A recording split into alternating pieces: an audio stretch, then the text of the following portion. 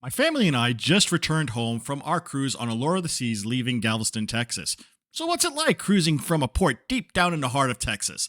Let's find out.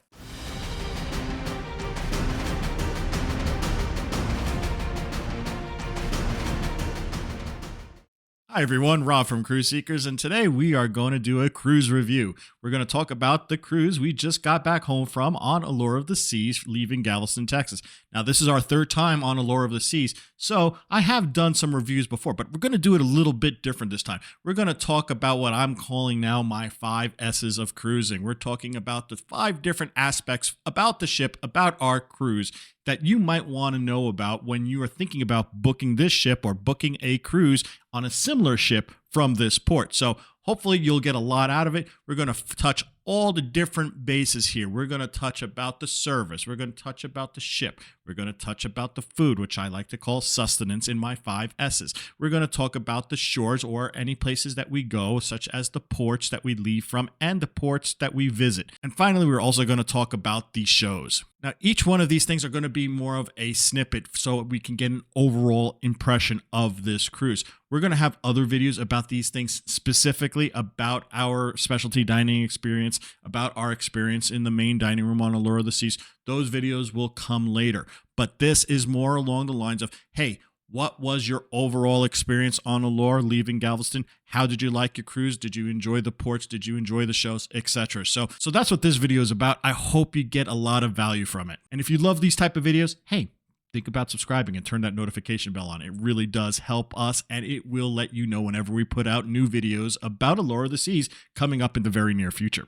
Now, before I get heavily into our review, let's give you a little bit of an idea of exactly who we are, my wife and I, and how we like to cruise, so we can see if our type of thing is aligned with what you like. That will give you a good idea if this review is good for you.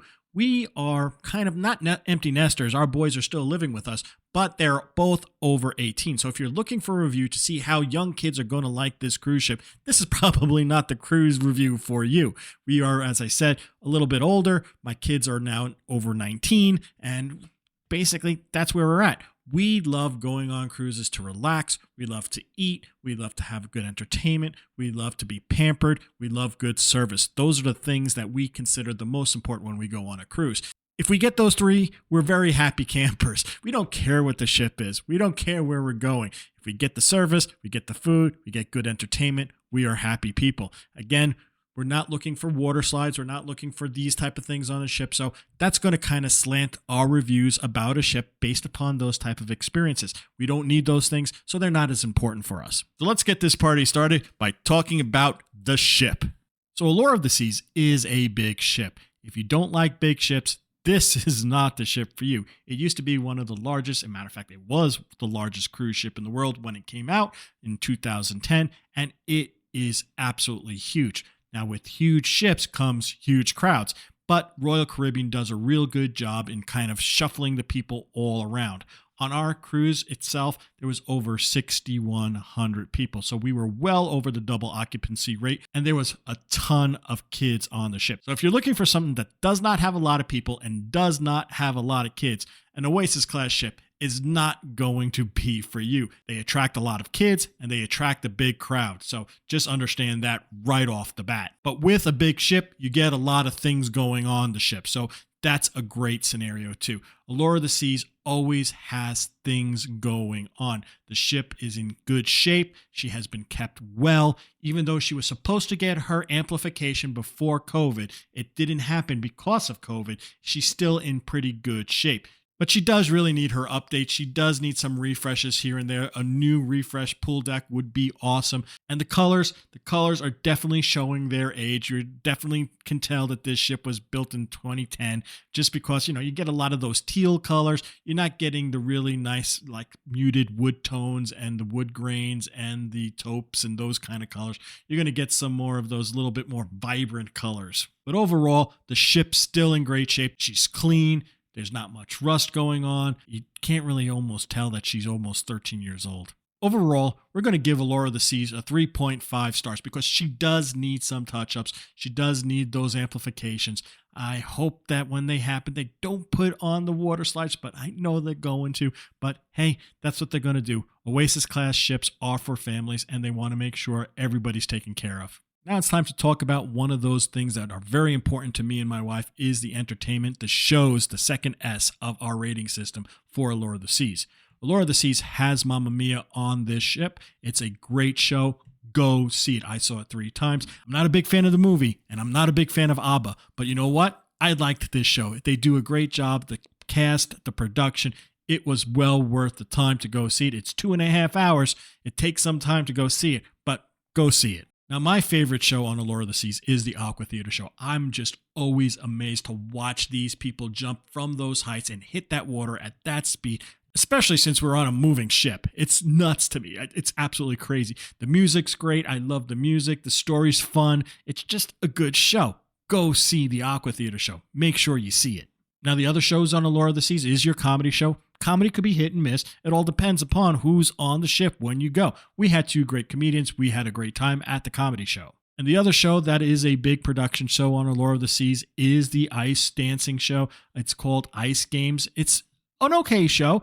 It's amazing to watch these people on ice doing what they're doing. It's cool. But you know what? It's not for me. It's not something that I really kind of enjoy. I guess I would like to see maybe on a bigger ice skating rink to see those triple jumps.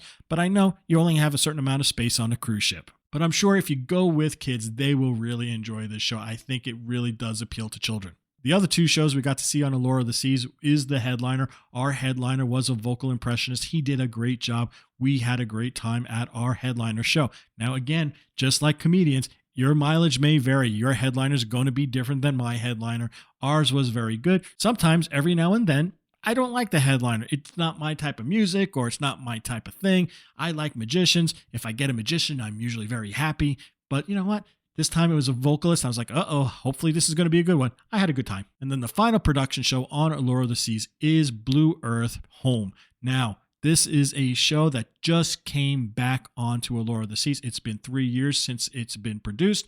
It's been pretty much absent since the pandemic. There was a lot of buzz on the ship too about it being the first time in production on Allure of the Seas with our crew. So I was kind of hyped to go see it. They were talking about aerialists. They were talking about all sorts of song and dance and good music and just striking visualizations. I thought it was meh. That's me. I think the songs are a little dated. I think the message is a little preachy, but that's just me personally. The guy next to me, he looked like he was having a great time. To me, I was like, okay, I was hoping to see a little bit more aerialists. The only aerialist that we had was people on a trampoline.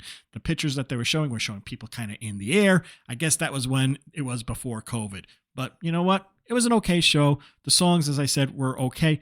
The singers were great. The dancers were great. The visualizations were really nice. But again, it just wasn't for me. So overall, what we're going to give Allure of the Seas for entertainment for these shows is 3.5 stars. I really love that dang Aqua Theater. That's what really pushed this thing up to the 3.5 stars. Mamma Mia is also a great show. It's not my favorite Broadway show. If, like, say they had maybe The Greatest Showman, that would be awesome. I would love that show. But, it's Mamma Mia. So, okay, I like it. It's a good show.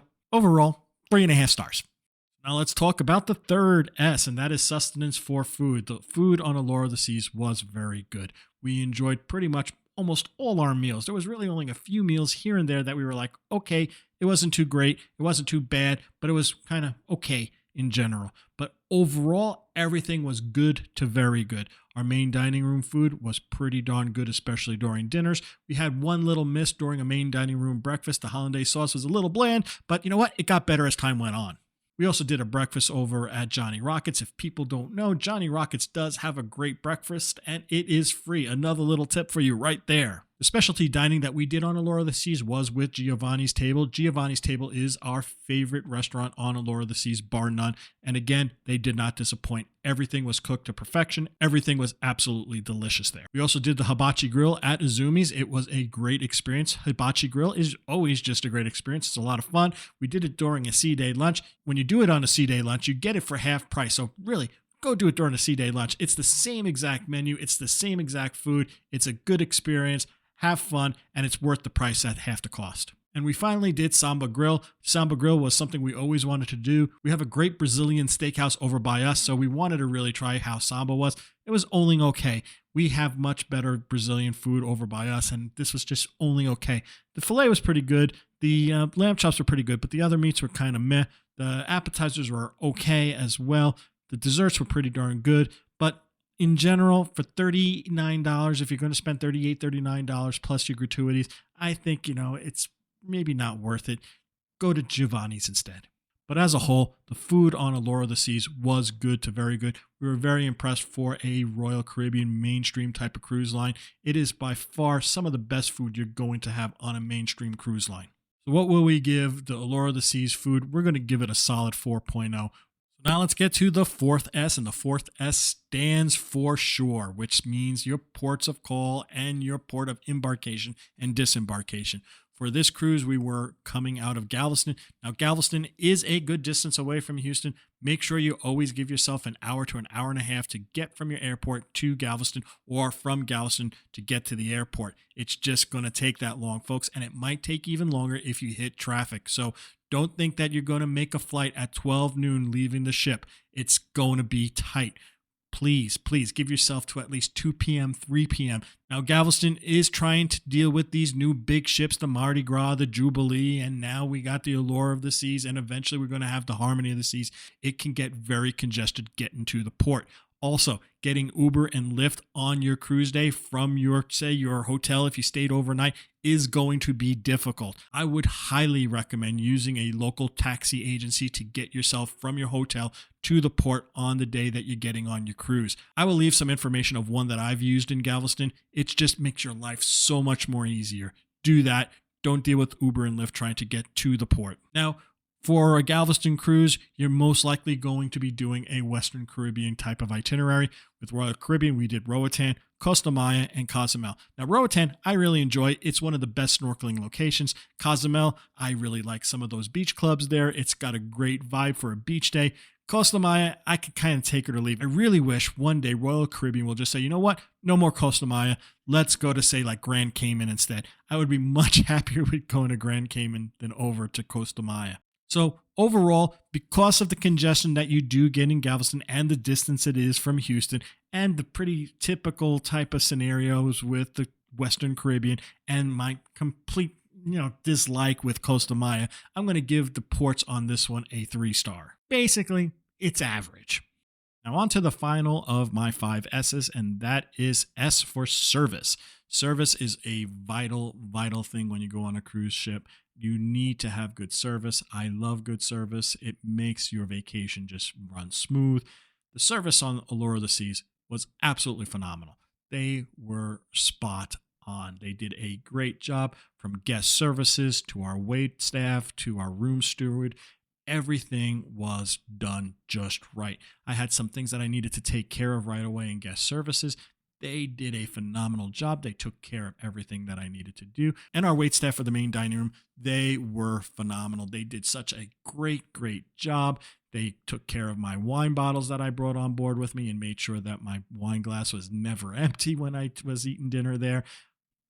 They were just really good. They knew exactly what we wanted after day one. They had everything at our table when we showed up at 5 p.m. All our drinks were there. They had extra bread because my boys eat a lot of bread. Ryan, Handika, you did a great job. We love you. We already miss you. And our room steward, he did a great job. Whenever we needed a bucket of ice, we'd let him know at night. He did it without a problem. He made our bed so comfortable for us. He opened up our divider between our balconies. He was just spot on. He was very personable. He did everything we asked for. He was just a great room steward. And they do so much work. They work every day. Both the wait staff, both the room stewards, everybody on these ships, they work every single day for 6-7 months straight. It's mind-boggling what they do, and they do it with a smile on their face, and they do it so well. We loved the service on Allure of the Seas. We really can't ask for anything more. So for Allure of the Seas, I'm going to give a 5 stars for their service. There was just nothing we could complain about. Absolutely nothing. They did everything perfect with a smile. Just can't complain with the service. 5 stars. Good job, Allure of the Seas. So there you go, folks. That's our review of Allure of the Seas. It's a great ship. We had a great time. It was a great vacation. Overall, when you do the tally and you do the average, Allure of the Seas scored a very, very respectable and strong 3.8. That's a great score all around. It was a great trip, and the score definitely reflects that. I hope you enjoyed this video. If you did, hey, give it a big thumbs up. It really does help the YouTube algorithm. If you have any questions or comments about this review, leave them down below. We love comments. We always answer to every comment. And if you like this type of videos, if you like cruise deals, if you like cruise ship reviews, if you like reviews about all sorts of things that are related to cruising, if you like tips and tricks, think about subscribing. Turn that notification bell on. We would love to have you as a member of the Cruise Seekers crew. Thank you so much. It is very appreciated. So until we talk again next time, this is Rob from Cruise Seekers reminding each and every one of you to always seek the seas. Bye now.